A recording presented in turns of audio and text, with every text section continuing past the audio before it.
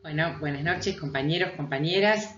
Después de un encuentro como el del 28 de marzo, hemos quedado todos y todas muy contentas, pero además en el tema de poder ir desmenuzando toda la cantidad de conceptos, de información que fueron brindando los cuatro ponentes. Nos pareció que, bueno, ahora teníamos que tener espacio para parar un poco la pelota e ir viendo de cada exposición y su desarrollo esos conceptos.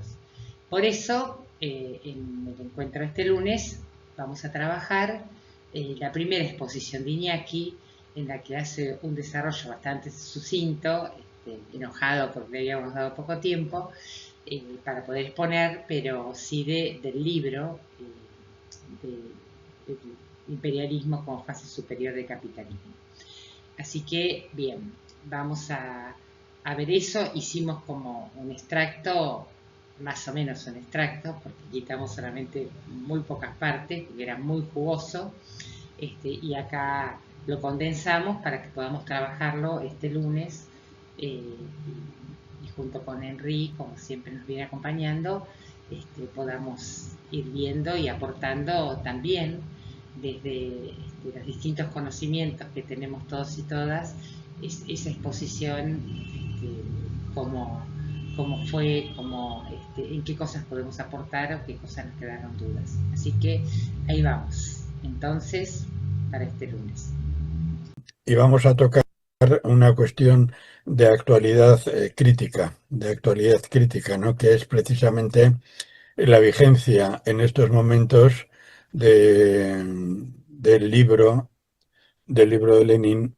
Voy a mirar la hora para que no se me pase, son las 20:13 y tengo 10 minutos, por tanto tendré que resumir mucho, ¿no? Del libro de Lenin, el imperialismo, ¿no? Yo creo que la mayor demostración de la vigencia del libro de Lenin está como al final, en el prólogo de la edición de julio del año 1920, eh, en las ediciones alemana y francesa, Lenin escribió lo siguiente, ¿no? Si no se comprenden las raíces económicas de este fenómeno, se refería al imperialismo, ni se aprecia su importancia política y social, es imposible dar ningún paso hacia el cumplimiento de las tareas prácticas del movimiento comunista y de la inminente revolución social. El imperialismo es la antesala de la revolución social del proletariado. Esto ha sido confirmado a escala mundial desde 1917, termina Lenin.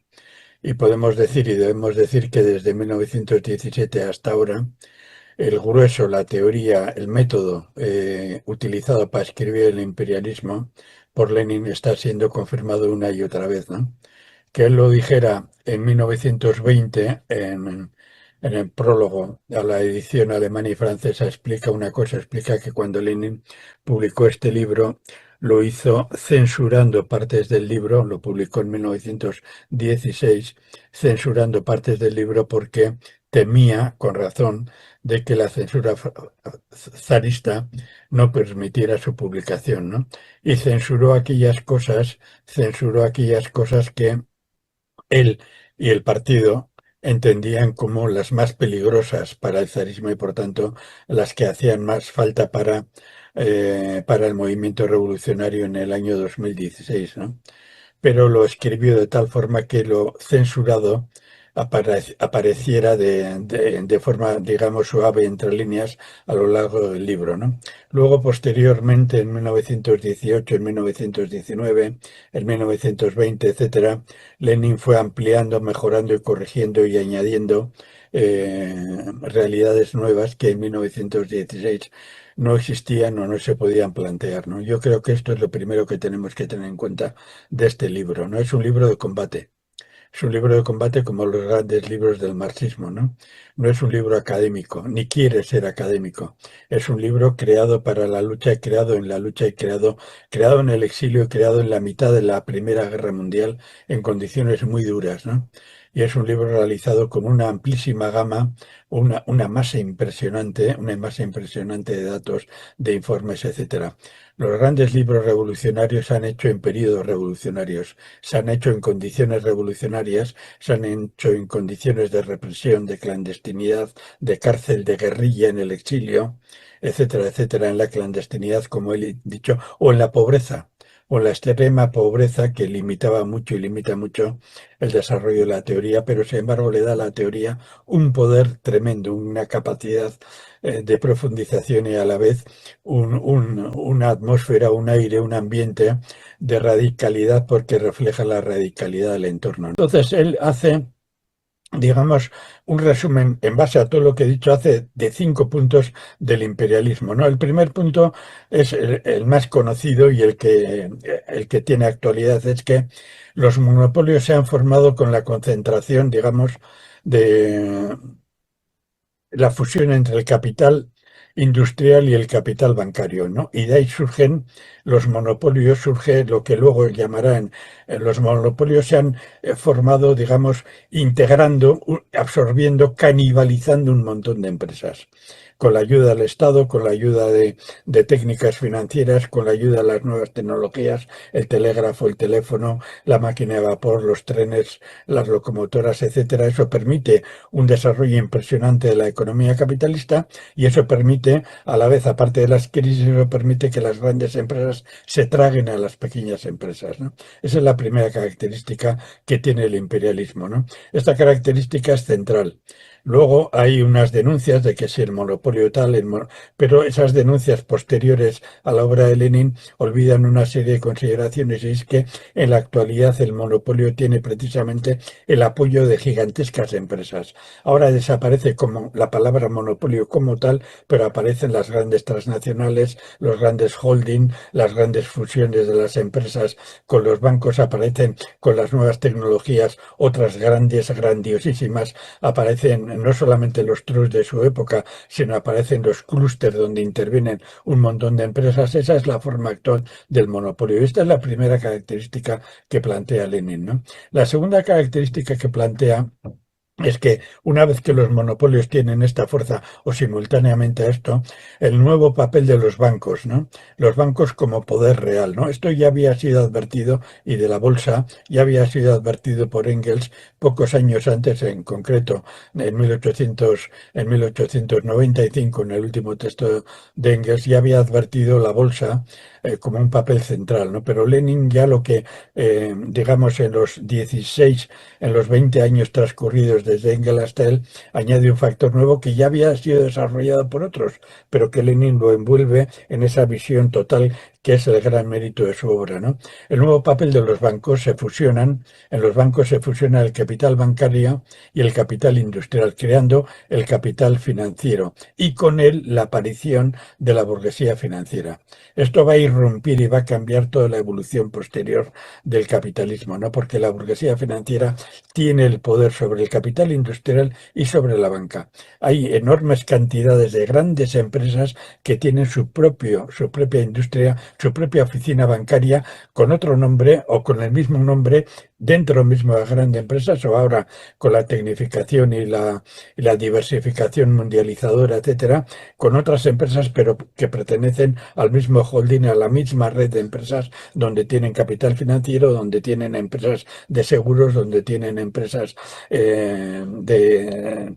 de compra, de venta de pisos, de servicios, etcétera, un montón de cosas de esas que a su vez están dentro del capital industrial o que el capital industrial se mueve a su vez amparándose en otras empresas, entre otras cosas para esquilmar los servicios de control del fisco de los estados, ¿no? Esta es la segunda característica del capital, ¿no? Esto, como he dicho, hace que aparezca la oligarquía financiera, que no solamente la burguesía financiera.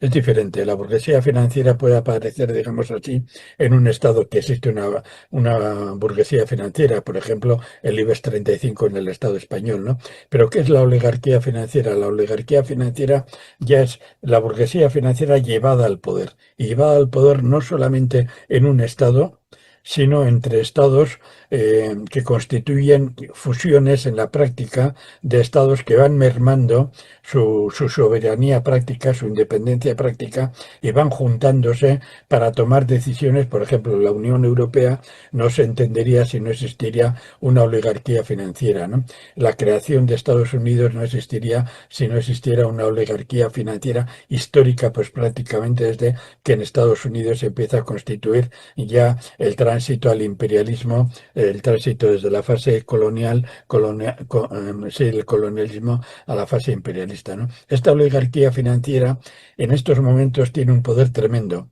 y si bien los sectores de la oligarquía financiera más poderosos tienen todavía lo que se llama su estado cuna, como el caso, por ejemplo, de las grandes oligarquías europeas que están constituyendo el supraestado que es la Unión Europea, con todas sus debilidades, problemas, tensiones, etcétera, o la oligarquía financiera norteamericana, que tiene el gran estado norteamericano, o la oligarquía financiera, por ejemplo, japonesa, o la oligarquía financiera de la India, por poner un caso, ¿no?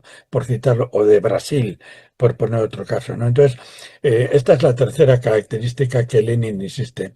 Y la creación de la oligarquía financiera va a anunciar desarrollos posteriores del capitalismo, que en estos momentos son los que explican cómo toda la oligarquía financiera es la que está lanzando la guerra contra Irán. Es la oligarquía financiera en su conjunto, no son oligarquías burguesas de estados concretos. ¿Y cómo es la oligarquía financiera norteamericana la que ha hecho la vida imposible a Venezuela, y la que ha raptado al presidente Maduro? Eso es la oligarquía en su conjunto, y por ahí el aplauso de burguesías financieras de prácticamente todo el mundo que quieren participar en el saqueo de Venezuela, o podríamos seguir poniendo, o todas las oligarquías financieras que están participando en la destrucción de Palestina para crear un gran holding de turismo, de industria del turismo, de la prostitución, de la droga, etcétera, con la participación del clan o de la mafia Trump, con la participación de otros clanes europeos, etcétera. Esta es la oligarquía financiera, ¿no? Esta es la tercera característica, ¿no? La cuarta característica es la exportación de capital. La exportación de capital antes en el capitalismo colonialista se importaban materias primas, se extraían materias primas, se importaban maquinarias para el trabajo de las materias primas, ¿no?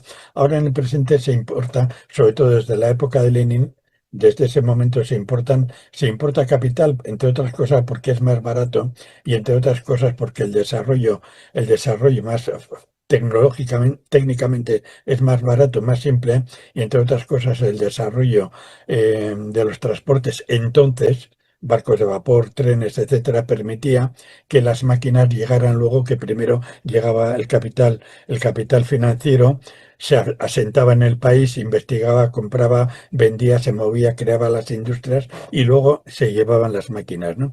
Esta característica también se mueve en el presente, aunque digamos con ciertos matices y ciertos cambios, ¿no? Ahora, por ejemplo, estamos asistiendo a que llegan empresas nuevas que son a la vez empresas financieras, a la vez empresas de servicios, y a la vez empresas, por ejemplo, las maquilas, ¿no? Las maquilas en gran parte de nuestra América, de México, etcétera, etcétera, son parte de esta importación de máquinas que convierten, junto con capital financiero, convierten o crean nuevas industrias de esclavismo, de esclavismo moderno, ¿no? Lo mismo sucedió, por ejemplo, sucedió en Japón hace unos años, cuando tuvieron que revertir parte de la industria, ¿no? Y lo mismo puede estar sucediendo en muchos sitios de África, donde el capital encuentra, o sucedió en la India, en Bangladesh y en zonas de la India, donde grandes empresas europeas, en el Estado español Zara, por poner un ejemplo, hicieron exactamente lo mismo. Llevaron capitales, llevaron máquinas viejas, producción de mano de obra muy barata y muy con pequeñísima cualificación y permitieron un desarrollo capitalista. ¿No? Esta es la cuarta característica del capitalismo actual. O sea, es como si el capitalismo hubiera aprendido a fusionar fases anteriores con fases modernas sin dejar de invertir capitales, invierte también tecnología media o incluso tecnología alta, pero controlándola, esto ya lo dijo Samir Amin hace mucho tiempo, controlándola desde el centro imperialista, sin permitir que esos países desarrollen la tecnología de tal forma que cuando ese capital se marcha hasta con todo, literalmente, con los tornillos, con la tecnología, con los arandeles, hasta con el suelo y con el techo, deja el país arruinado, ¿no? Y esta es una de las razones por las cuales los BRIC insisten mucho en que los países del llamado tercer mundo desarrollen su propia ciencia, su propia tecnología para impedir esa huida y que con esa huida de capitales, de empresas y de fábricas se lleven también la tecnología, la ciencia, etcétera, etcétera, ¿no? Y el cuarto punto, el reparto del mundo entre capitalistas y grandes potencias, ¿no? Esto lo estamos viendo ahora y lo estamos viendo precisamente no en las guerras contra Irán, no en las guerras contra Rusia en Ucrania, lo estamos viendo, por ejemplo, en los intentos de presión y de guerras localizadas en África, de guerras localizadas en Asia, etcétera. Por ejemplo, la guerra por poner un caso, entre Colombia y Tailandia, por poner un caso, o la guerra entre Afganistán y Pakistán, por poner otro caso, o las guerras de tensiones entre países, el Congo, Ruanda, etcétera, en África, para quedarse con zonas, para quitarse unas a otras zonas, instigadas por el imperialismo. Esas guerras se siguen produciendo en la actualidad, ¿no? Pero claro, aquí hay un problema. Ya no estamos en la fase que son todas ellas, son guerras interimperialistas. Hay guerras interimperialistas, las que he citado, ¿no? Pero hay otras nuevas formas de guerra, que son las guerras del imperialismo, que se disciplina contra países que están rompiendo y están saltándose, están intentando transicionar, avanzar al socialismo, o son países en tránsito al socialismo. Por ejemplo, por poner un caso, China, por otro caso Vietnam, por otro caso Laos, por otro caso Cuba, con un tránsito hacia otras nuevas formas de economía, como es el caso de Irán, etcétera, etcétera, o como podrían ser proyectos que hay dentro de los BRIC, etcétera, que transitan hacia eso, ¿no? Eso no existía todavía cuando Lenin lo escribió en 2016, porque entonces no existía ningún solo Estado llamado socialista, la definición de Estado socialista que dio Lenin posteriormente a comienzos del 17 y sobre todo a partir de 1920, definiendo a la URSS como un Estado socialista, etcétera, etcétera. Bien, estas cuatro características, quinta característica sobre todo, es la que explica la importancia, y aquí Lenin no hace ese análisis y voy concluyendo, la que explica la importancia del factor militar, del ejército. ¿Por qué? Porque como he insistido desde un principio, y voy concluyendo ya, me estoy comiendo 3 minutos, como he insistido desde un principio, no se puede analizar el imperialismo sin la totalidad del pensamiento de Lenin en esos años. En esos años. Y una de las cosas que Lenin analizó en esos años es precisamente la opresión nacional. Otra cosa que analizó, la teoría del Estado. Otra cosa que analizó también en esos años, la teoría de la guerra, sobre todo a partir de 1914, pero la metió en la teoría del Estado. La teoría de la guerra, la teoría de la guerrilla, la teoría del papel del ejército en Lenin recorre absolutamente toda su obra, incluso antes de 1905, antes de la revolución de 1905, ¿no? Entonces, en este reparto del mundo entre capitalistas y grandes potencias es donde hay que inscribir una cosa que en el propio libro no la desarrolla específicamente más que en puntos concretos, pero que ahora no, pues prácticamente desde 1945 ha adquirido una importancia crítica: la función de los ejércitos imperialistas para destrozar a los países que están rompiendo con el imperialismo. la OTAN, el AUKUS en esto, en Asia, la participación de la OTAN en Colombia, la penetración del ejército norteamericano y las alianzas militares norteamericanas con las burguesías de nuestra América, las alianzas, el Africón, por ejemplo, para tener atada África, las alianzas militares para sujetar no solamente Asia, sino para acercar a China incluso antes del año 2016, cuando ya Obama dice claramente que hay que destrozar China popular, etcétera, incluso de antes, ¿no? La intervención, el bombardeo en 1999 en la guerra de Yugoslavia de la embajada de China popular en Belgrado, o simplemente la intervención de los ejércitos imperialistas en contra de la guerra del ejército de liberación nacional chino que triunfó en el 49, la participación de Estados Unidos en esa guerra para que no triunfara la revolución china, etcétera, etcétera. Todo eso hay que verlo precisamente desde la concepción global, ¿no? Y eso, cuando analicemos por qué es uno de los puntos que separan el imperialismo y la teoría de la guerra interimperialista y demuestran la incorrección de esa teoría, es precisamente ese desarrollo tremendo de las bases militares, de los ejércitos, de la industria de la matanza, o como queramos llamarlo, el complejo industrial militar, etcétera, y del papel del ejército en la estructura imperialista actual, ¿no?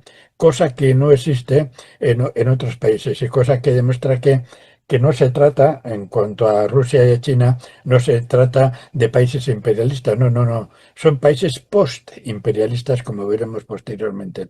Bueno, entonces precisamente estas 5 características son las que se mueven en el plano actual, y esas 5 características, con sus diferencias, porque el libro está escrito incluso con autocensura, está escrito en el 16, retocado posteriormente una y otra vez, para que nos hemos referido al libro de 1916, porque si no nos hubiera sido imposible en 10 minutos en este espacio, pues con la boca cerrada, con las manos atadas y con la lengua con una pinza para que no nos prolonguemos mucho más.